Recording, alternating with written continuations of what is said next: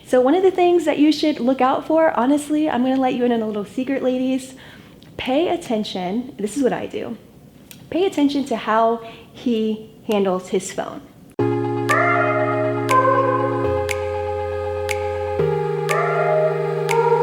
What's up? It's Johanna with God is Glamorous, where we learn how to live our best lives through Jesus Christ. And today we're going to be talking about the top 5 red flags that you should look out for when it comes to dating Christian men. And I say Christian men specifically because, number one, if you are a Christian, you should obviously be dating a Christian man or looking for a Christian man. But I also say this because just because you may be dating a Christian man does not mean that he's perfect. And it certainly does not mean that this is the man that God has for you. So even though he is a Christian, it does not mean that he does not come with red flags. And I firmly believe that these red flags are oftentimes signs and symbols from God letting you know, letting us know there is something wrong and that we should look into it further. So without further ado, let's look at the top 5 red flags that we should look out for when it comes to dating Christian men.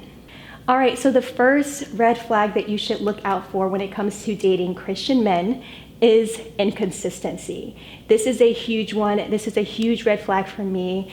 For those of you who don't know, I am currently dating. I have been single for about a year and I'm ready to start dating again. And when I am dating or when I start meeting someone, I look for consistency. How consistent are they? Are they one way a certain day and are they completely different the next day? If this is the case, if he is inconsistent, it is a red flag. Why? Because a man that is truly interested in you is going to make it known, and he's going to make sure that he's not leaving any holes. And he's also going to make sure that he doesn't confuse you in any way. If the relationship is leaving you confused, and if you're always constantly wondering where you stand with him, then chances are this is a man who is inconsistent and oftentimes may not be interested in you as you deserve to be. So in James chapter 1, verse 8, it says, "A double-minded man is unstable in all his ways." So you definitely want to make sure that in order to have a relationship that is built on a solid foundation, you want to check his actions and you want to make sure that he is the same throughout, whether he is with you or whether he's away from you. Always make sure that his actions line up because that is a true indicator as to whether or not he is truly into you. All right, so the second red flag that you should look out for is anger. So oftentimes I know that when we start dating someone, most of the time, you're typically dating their representative. Obviously, they try to put their best foot forward, so you may not see this sign directly in the beginning, but this is definitely something to look out for because a truly godly man is one who controls his temper. And I'm not saying that Christian men don't have the right to get angry because they do. We all get angry, but how often do you get angry? So in Proverbs chapter 22, verse 24, it says, "Do not make friends with a hot-tempered person. Do not associate with one who is easily angered." So in Proverbs chapter 22, verse 24, it's saying, do not associate with someone who is easily angered because that can translate to other things. I dated a man who had anger issues, and honestly, it turned out to be an abusive relationship, and I honestly did not see it in the beginning. However, during the first times in which you see someone who gets easily angered, it's definitely time to break it off. The Bible says that you will know someone based on their fruit. So when it comes to Galatians chapter 5, verse 22 and 23, it talks about the fruit of the Spirit, and oftentimes the fruit of the Spirit is kindness and self-control. And when you have that, there is no room to harbor anger. And when you have that, there really is no room to harness anger in your heart. So make sure you pay attention to that. If he gets easily angered, it's time to probably cut it off, run, or talk about it, because you definitely do not want to be with someone who easily gets upset. All right, the third red flag that you should look out for when it comes to dating a Christian man is determining whether or not he is honest or not. If you find yourself dating a man who is secretive, who is dishonest, chances are you should probably run, because a man that is truly serious about you is not going to be dishonest. He is not going to be secretive. He is going to be someone who is an open book. He's going to be transparent because, as mentioned before, he doesn't want to confuse you. He doesn't want to have you questioning where you stand with him. So a man that's truly serious about you wants to include you in his life in every single thing that he does. So one of the things that you should look out for, honestly, I'm going to let you in on a little secret, ladies. Pay attention. This is what I do. Pay attention to how he handles his phone. Does he always have to bring his phone with him all the time? If he's going to the restroom, does he really have to bring it in the bathroom? Or does he always have to leave it on silent? Does the phone always have to be on silent? Or is it always face down on the table? That's a huge indicator in determining whether or not this man can be trusted. Not saying that it's the end-all be-all. However, if you are someone who is transparent and you don't have any secrets or anyone who is in your DMs or your text messages, you naturally feel inclined to leave the ringer on. You naturally feel inclined to leave your phone facing up, and you naturally feel inclined to just leave your phone hanging around every now and then. So that's definitely something to look out for when dating a Christian man or any man in general. And also pay attention to how he acts when he's away from you.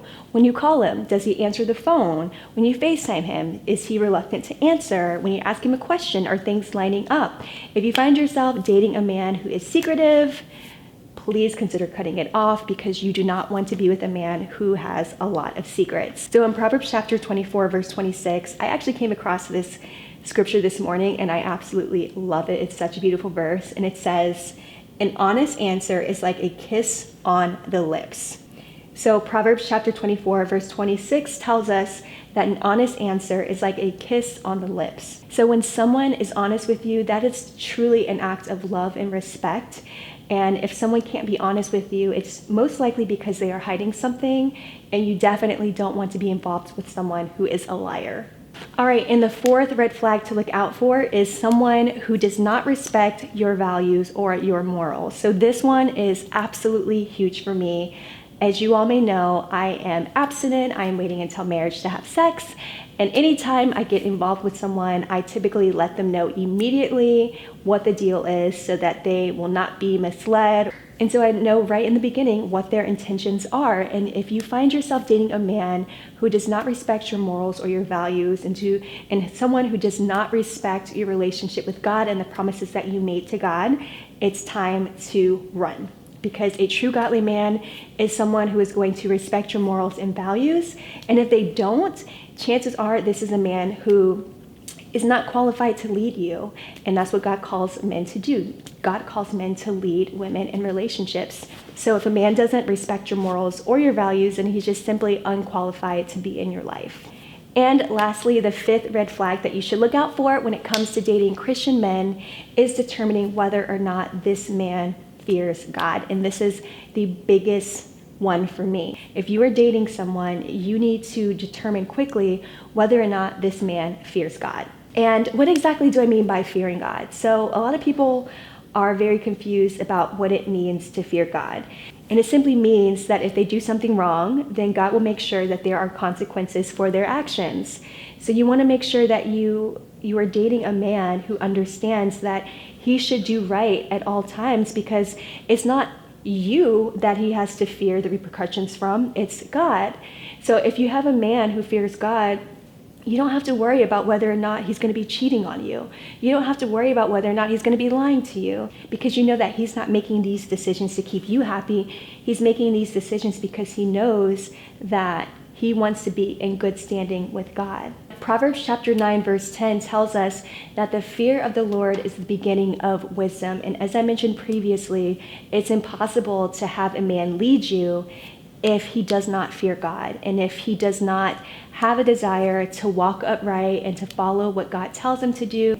So this is one thing to look out for. If you're dating a man and he's constantly saying, "Oh, God knows my heart, God knows my heart," and if he's constantly sinning and then using "God knows my heart" as a backup, it's more than likely that that's a red flag, and you should definitely run from it. All right, ladies, so I want to leave you with a few tips of advice when it comes to dating Christian men. because Lord knows we all need it. So the first thing that we should do when it comes to dating is to ask God for a sign. Throughout the Bible, many people ask God for a sign. Gideon asked God for a sign. King Hezekiah asked God for a sign.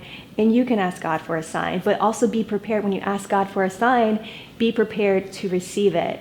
So if you genuinely want to know whether or not this man is for you, just genuinely spend time with God and ask God to give you a sign, and chances are God will follow through on what you ask him to do. Of course, the second thing that you should do when it comes to dating is to spend a lot of time in prayer. You want to make sure that God is fully involved in your dating life, because you don't want to end up with the wrong person. So I definitely spend a lot of time in prayer when I'm dating, and I'm constantly asking God to reveal certain things to me, or just let me know what I should be doing when it comes to dating, because we can't do this on our own. There are certain things that we're going to miss, and ultimately there is a man that God has for you. So you definitely want to make sure that you spend time in prayer and ask him to reveal what he wants to show you. And lastly, I'm going to need you to refer to 1 Corinthians chapter 13, verse 4 through 8 often, because this is the true definition, this is God's definition of how he defines love. So let me read it to you. So it says, love is patient, love is kind. It does not envy, it does not boast, it is not proud, it does not dishonor others, it is not self-seeking, it is not easily angered, it keeps no records of wrongs. Love does not delight in evil, but rejoices with the truth. It always protects, it always trusts, always hopes, always perseveres. Love never fails. So when you find someone that you are dating and you end up liking him, I need you to replace the word love for his name. Let's say his name is John. John is patient. John is kind. John does not envy. John does not boast. John is not proud. John is not easily angered. John keeps no records of wrongs. John does not delight in evil, but rejoices in the truth. John always protects. John always trusts. John always hopes. Consider 1 Corinthians chapter 13, verse 4 through 8, and ask yourself, does the man that I'm dating meet these characteristics of love? So I definitely think that I'm going to start talking more about dating and relationships, because who you date is one of the biggest decisions, the biggest decision that you will make in your entire life, because you're going to be spending the rest of your life with this person. So it's really, really important to make sure that God is involved in every single thing that you do. So ladies, continue to pray, continue to ask God for wisdom, continue to ask God for direction, and also continue to put God first in everything that you do. And when you do this, everything else will fall into place. All right, so thank you so much for watching. I hope this has helped you. Please let me know if you have any questions in the comments. And also be sure to check out these dating videos, and also be sure to subscribe as well. And I will see you in the next video. Stay glamorous.